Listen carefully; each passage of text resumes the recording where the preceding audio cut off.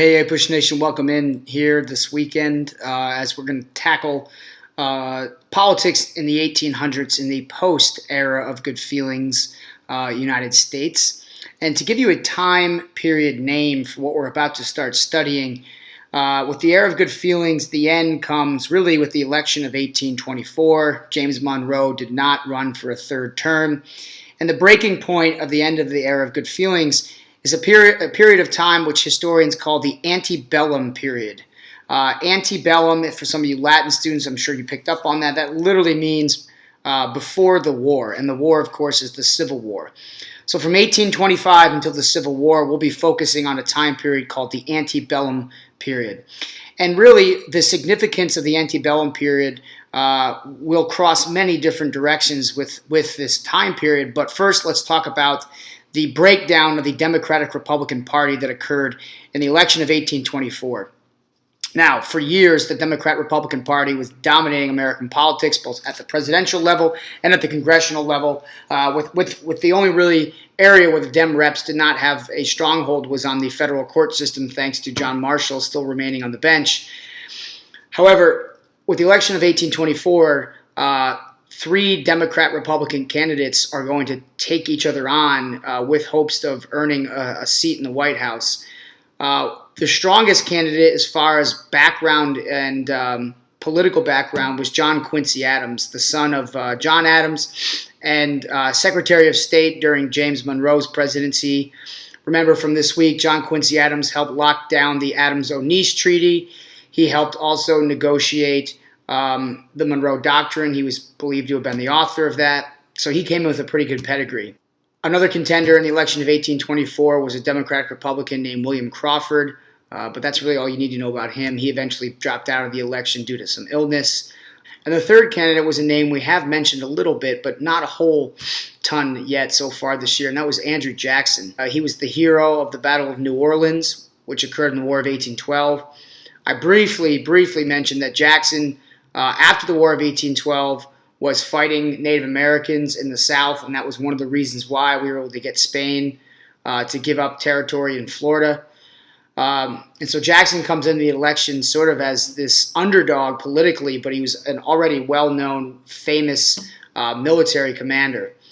The election of 1824, again, what you have to realize is all of the candidates were Democrat-Republican, and it's obvious to see where how this is going to play out.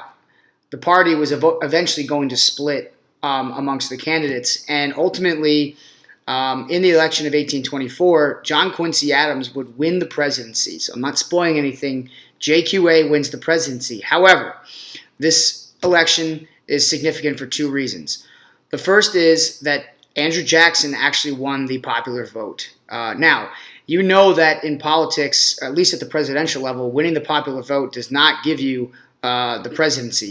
Jackson also did have more electoral votes than John Quincy Adams. The problem was he didn't have a majority. And so, according to the 12th Amendment, the election then will go to the House of Representatives, and it will be decided there. So Jackson and JQA will square off in the House of Representatives. Now, this is not the first time that an election has gone to the House of Representatives. The same thing happened when the Democrat-Republicans botched the election of 1800, and Thomas Jefferson and Aaron Burr had tied. But for the second time now, the House of Representatives will determine the outcome of an American presidency. And after weeks of finagling and after weeks of campaigning within the House, John Quincy Adams ends up winning the presidency. Andrew Jackson was scorned by Democrat-Republicans in Congress, primarily because the most vocal member of the House of Representatives, the Speaker of the House, Henry Clay, chose to side with John Quincy Adams. Why did Clay do that? Well, primarily speaking because John Quincy Adams was a supporter of the American system.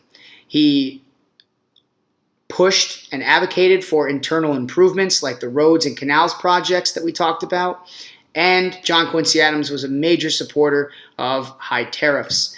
So Clay liked the fact that John Quincy Adams advocated for his economic plan. Jackson, meanwhile, was from Tennessee. He was a Southerner, so he pushed forth more for the Jefferson agrarian vision. and was anti-tariff and anti some of the internal improvement that came with the American system. And most of all, Jackson was very much an opponent of the bank. So with Clay's support, John Quincy Adams wins the presidency, thanks to the House of Reps vote. So this is yet again another Democratic Republican in the White House. It's an unbelievable string of success from the same political party. However, Jackson was so irate over not winning the presidency that after the election of 1824, Andrew Jackson broke off from the Democratic Republican Party. And he splits from his old mates, and he went off to form what we now know today as the Democrat Party. So Jackson splits off, and anyone in support of Jackson's politics, they became known as Jacksonian Democrats. So what happened to the Democrat-Republican Party? The people who were behind Henry Clay and behind John Quincy Adams? Well, they wound up taking a new name, the National Republicans. John Quincy Adams' vice president, by the way, was an old war hawk named John C. Calhoun. Keep that name in mind. It's going to come back and be important for us later on. Okay, crazy, right? And I haven't even finished the craziest part. After John Quincy Adams ascended to the presidency, one of the primary duties of a president is to name his cabinet. Well, surprise, surprise. Who do you think John Quincy Adams names his Secretary of State, one of the most powerful positions in American politics? He names Henry Clay. So when Jackson finds out about this, Jackson started piping his mouth off, claiming that the election was really all about a corrupt bargain, that somehow Jackson believed, without any substantiating evidence, that John Quincy Adams had pledged to Henry Clay before the vote-off in the House of Representatives that Clay would vote in favor of Adams, and in return, Clay would get the Secretary of State post. Jackson and his supporters were blistered over the news that Clay would become the Secretary of State. No evidence has ever surfaced to support Jackson's claim that there was collusion or corruption or a corrupt bargain, but it was enough for Jackson to really gain momentum as a politician, and he smartly and astutely used the media as his leverage here to gain a lot of support. Any old Democrat Republican who was from the South and feared the northern faction of the Democrat Republican Party, which John Quincy Adams represented, began to shift over and move with Jackson's Democrats. So again, the two-party system is back in action. George Washington is spinning in his grave, man, because now we got the National Republicans and we got the Democrats. But with John Quincy Adams' victory to the presidency, the Democrat-Republican legacy will carry on, especially in the form of the American system. There's not really a whole heck of a lot we're going to talk about with John Quincy Adams' presidency. Best thing to remember about his presidency were two high protective tariffs that were passed. A protective tariff of 1824 and then a protective tariff of 1828 that got everyone all riled up. Just again, remember, tariffs are high import taxes on foreign goods. And who do they hurt primarily? Well, they hurt the South, because with the restrictions on imported goods, foreign countries like Britain, for example, were less likely to buy Southern goods. And that also meant that the Southerners had to buy a lot of the Northern manufactured goods. So the South really didn't like these tariffs. And the tariff of 1824 was passed during at the end of James Monroe's presidency, but it carried over into John Quincy Adams' presidency. Now, JQA's presidency is a bit unremarkable, but is that such a bad thing? I don't know. What you need to know about John Quincy Adams' presidency is his economic policies very closely mirrored Henry Clay's American system. So JQA, with the tariffs being passed, actually saw the American economy launch for the first time over the $1 billion mark. And our national debt actually crept down after the Panic of 1819 from $16 million to $5 million during John Quincy Adams' presidency. So JQA did pass a number of initiatives that helped the United States economy. Again, primarily speaking, he supported the internal improvements like roads and canal construction. He also fought very hard to increase America's commitment to education. The modern-day Smithsonian Institute was actually created during John Quincy Adams' presidency, as was the United States Naval Observatory, which now is where the United States Vice President lives. So JQA really was a proponent of education. He even tried to get a national university system started, but that never ended up passing because of the rise of Jackson Democrats in Congress. But JQA did push very hard for the American system. He also socially was quite progressive in the sense he was very much an abolitionist. He did not want to see the extension of slavery. And he also harbored a lot of positive sentiments towards Native Americans, which really upset a lot of Southerners who were looking to expand into territories west in the United States. So John Quincy Adams was against slavery. He was an abolitionist, and he was also favorable towards Native Americans. But regardless, as far as domestic policies, you really just want to realize that he continued the American system quite thoroughly during his presidency. Foreign policy, while John Quincy Adams maintained one of the great Secretary of State careers of all time, his presidency was somewhat unremarkable as well in this area. Although I guess if you consider the fact that John Quincy Adams balked, he did not want to get the United States involved in the Greek War for independence from the Ottoman Empire.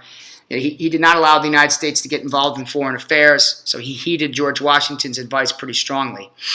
So with JQA's presidency, really, guys, you got to focus on the growth of the economy and the tariffs. But ultimately, it was the tariff of 1828, passed right towards the end of John Quincy Adams' presidency, that really drove a wedge between the Jacksonian Democrats and the National Republicans. The tariff of 1828 was an increase in the already high protective tariff that was passed in 1824, and ultimately this tariff became known in the South as the Tariff of Abominations.